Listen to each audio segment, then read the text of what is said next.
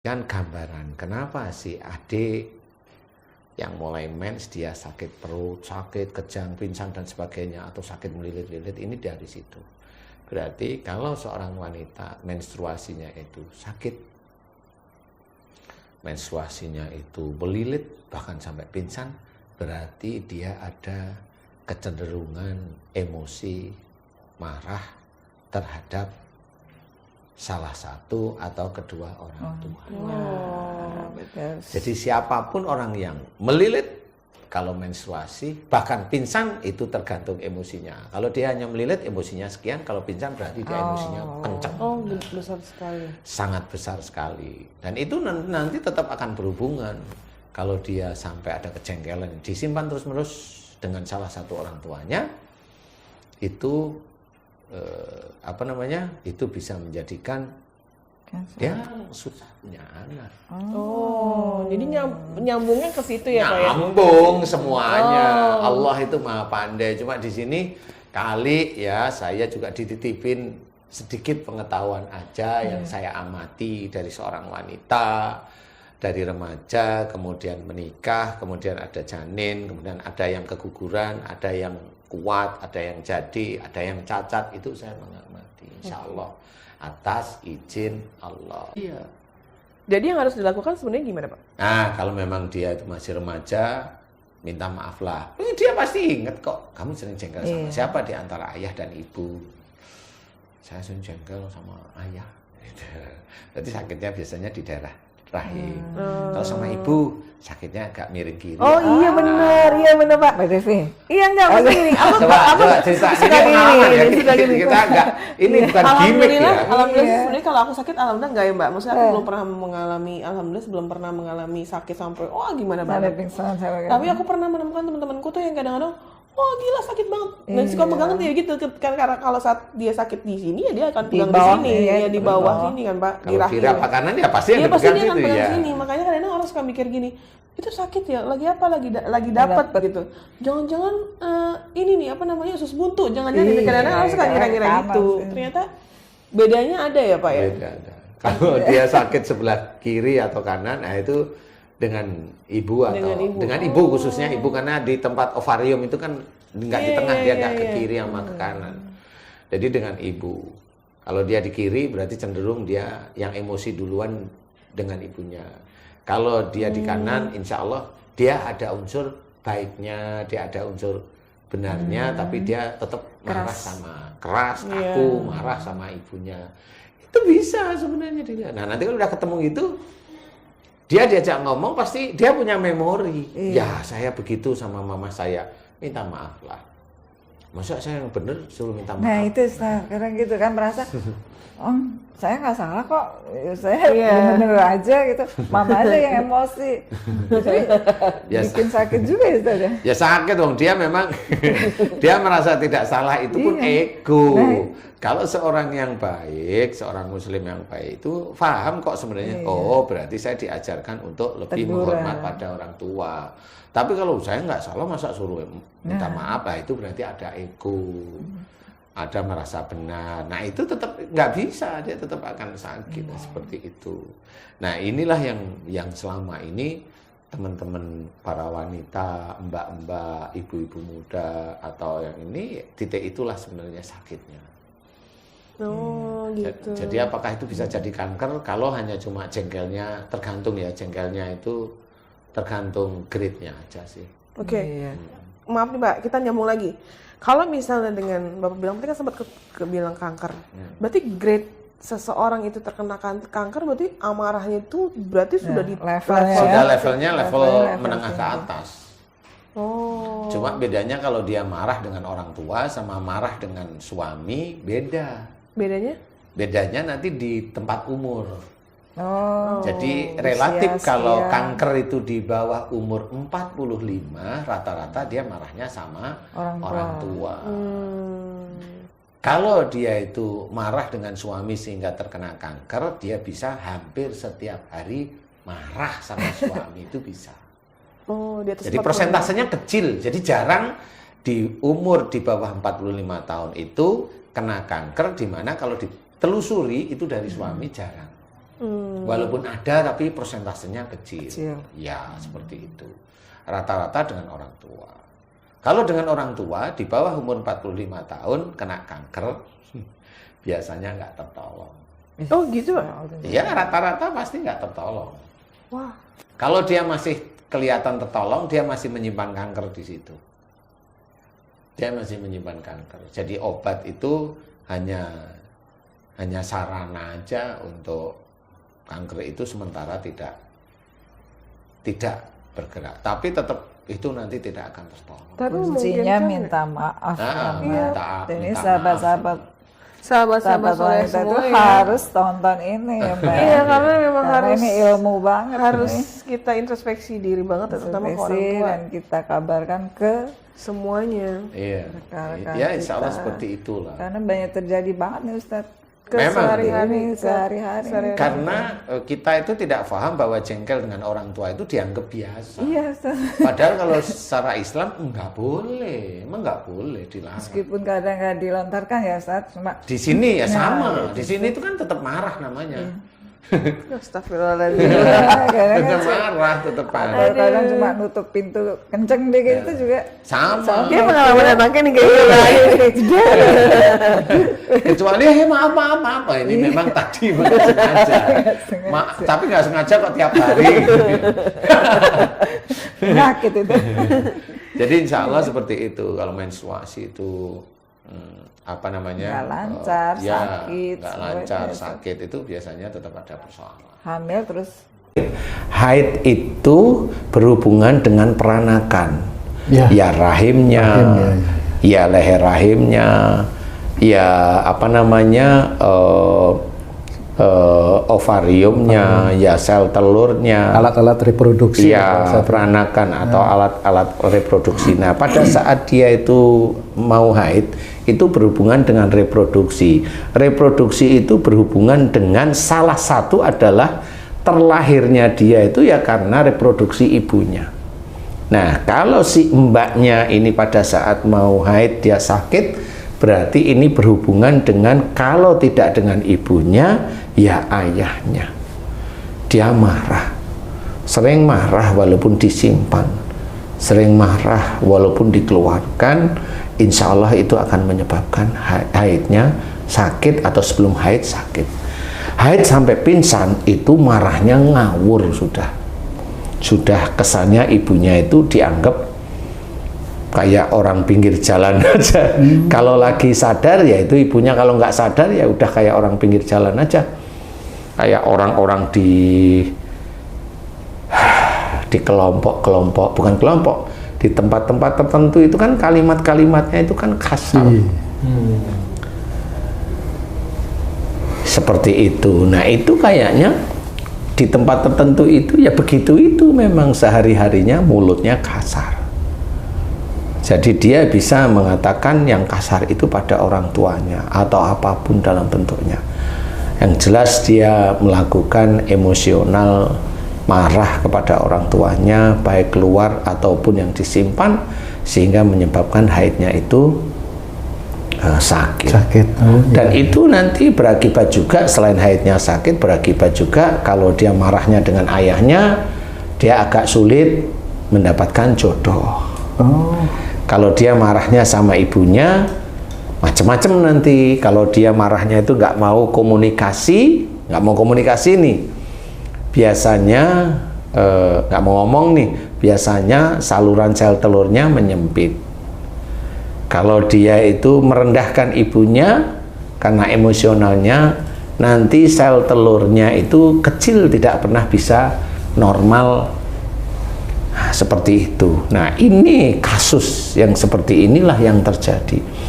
Benar sih kalau sel telurnya kecil, teman-teman dokter bilang, oh ini kurang hormon ini, ya bolehlah. Memang itu caranya Allah begitu. Sehingga yang diambil hormon ini, sehingga hormon itu kurang, sehingga sel telurnya kecil. Ya. Nah, padahal itu hanya cuma gara-gara dia kurang komunikasi dan kurang menghormati ibunya. Apakah nanti, maaf Pak Ustadz, apakah nanti tetap masih bisa mempunyai keturunan seperti itu Pak Ustadz?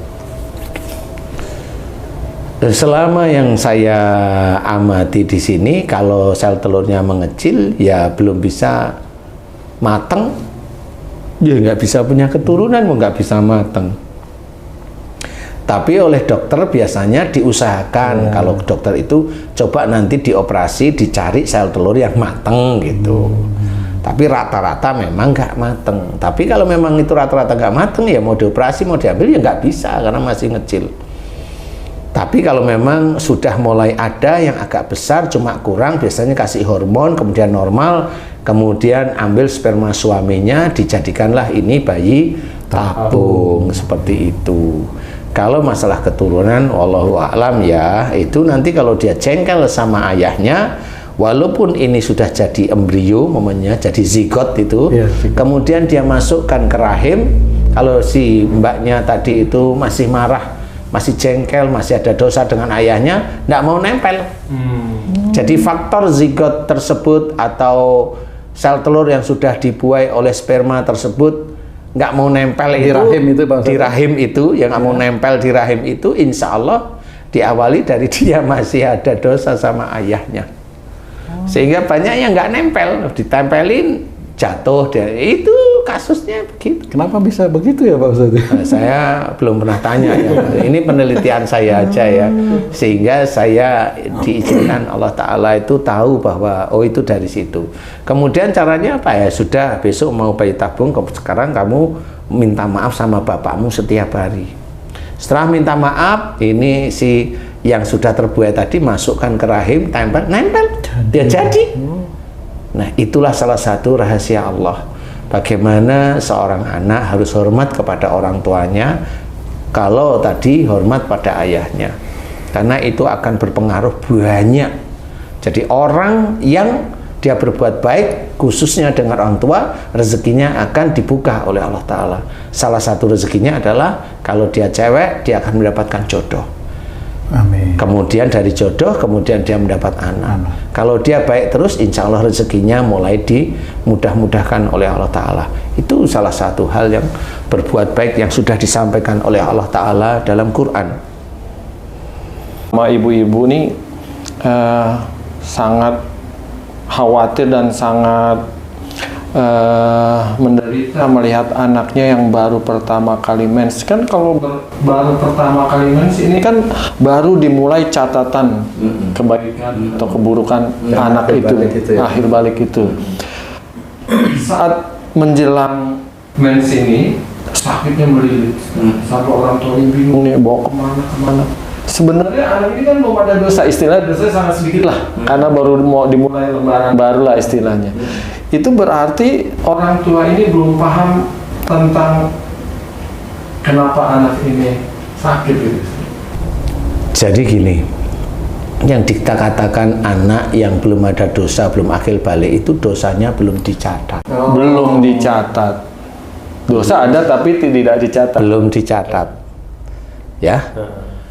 Pada saat dia kecil sudah jengkel sama mamanya, itu draftnya sudah ada. Oh, draftnya di Lauhul Mahfuz itu? Iya pasti sudah ada, kan malaikat ini mencatat terus, malaikat atid, malaikat rohim mencatat, cuma itu masih draft, belum menjadi catatan dosa. Oh, paham? Nah, pada saat menstruasi di titik itulah mulai dosa itu ditimpakan, zat di titik itu. Sakit. Ya, nah berarti si adik ini dulu sering jengkel sama umpamanya sama ibunya umpamanya. Apa draft yang sekian banyak itu langsung ditimpakan ke situ? Bisa. Pas awal haid itu? Bisa. Karena memang saya mendapatkan pasien itu ya begitu, disakit itu setelah dia akil balik. Nah, oh berarti dia sudah punya catatan sebelum itu, tapi bukan catatan dosa yang ditulis, tetapi draftnya. Setelah di akil balik, di situ dikeluarkan. Sudah ada benih-benih kejengkelan itu ya. Nah, itu dikeluarkan. Kemudian disitulah mulai. Kalau memang itu ibunya bingung cari pengobatan dan sebagainya, tiap kali sakit, tiap kali haid sakit, ibunya mencoba cari pengobatan. Boleh, itu rasa sayang ibu kepada anaknya. Nah, sekarang dicari. Kalau mamanya sudah tahu dari YouTube kita itu tahu, Oh, anak saya haid dari mana nih? Anak saya sering jengkel sama siapa? Sering jengkel sama kita, ibunya umpamanya. Nah, ibunya harus mawas diri. Kenapa anak saya jengkel ya? Nggak taunya ibunya cerewet, nyuruh-nyuruh terus. Beda-bedanya yang satu dengan yang lain. Nah, kita harus berubah orang tua yang seperti itu. Orang tua yang seperti itu akan menjadikan anaknya besok itu ya masuk neraka beneran. Gimana kita membedakan anak kita yang nomor 1 itu disuruh-suruh terus, nomor 2, nomor 3 disayang terus, nomor 1 pasti marah. Nah, itu sebenarnya dosa dari anak yang dilakukan marah pada orang tuanya, tapi sumber dosanya ya dari orang tuanya sendiri. Makanya jangan berpikir kalau besok itu ada cerita banyak, orang tua itu mengajak anak cucunya masuk surga, itu nanti dulu itu. Karena orang tua itu bisa menjadi ujian bagi anaknya untuk anaknya melakukan dosa. Itu ujian. Penyebabnya. Nah, kalau sudah begitu, apakah anaknya, bapaknya kemudian masuk surga? Wallahu a'lam sekarang. Lah kalau itu terus-terusan rentetan sampai puluhan tahun terus-menerus, gimana mau masuk surga? Ini hanya cerita aja bahwa nanti anak, cucu, orang tuanya ketemu di surga bareng-bareng, enggak bisa. Gimana anak ini jangan sampai marah kepada orang tuanya, kita harus introspeksi sendiri. Sehingga pada saat kita itu ngobrol dengan pasangan, oh kayaknya dari kamu mah, oh kayaknya dari kamu pak, oh iya ya saya orangnya gini, coba habis itu kita nanti tanya sama anak kita, rembukan. Bener dirembuk, kamu sebenarnya marah sama siapa toh nak? Marah sama ibu. Kenapa kamu marah sama ibu? Begini-begini. Oh bener. Disitulah Allah memberikan hidayah pada ibunya melalui anaknya ngomong. Karena ibu begini-begini, itu hidayah. Tinggal ibunya mau berubah apa tidak. Itu sama seperti kalau orang Islam disuruh sholat, denger dia sholat, tahu dia sholat itu wajib, tapi dia jalanin apa enggak, kan begitu. Sama sebenarnya kalau namanya ujub, riya, sombong, bangga itu dilarang oleh agama kita. Tapi orang Islam yang begitu ya banyak, padahal tahu secara teori, termasuk kita, ya apa enggak kan gitu. Nah, disitulah sebenarnya kejatuhan orang-orang Islam nanti di akhirat ya di situ. Makanya di dunia ini ayolah kita berubah. Kalau ada anak kita sakit seperti itu, kasih tahu, kemudian kita juga berubah. Akhirnya kan keluarga kita itu sakinah, mawaddah warahmah itu di situ.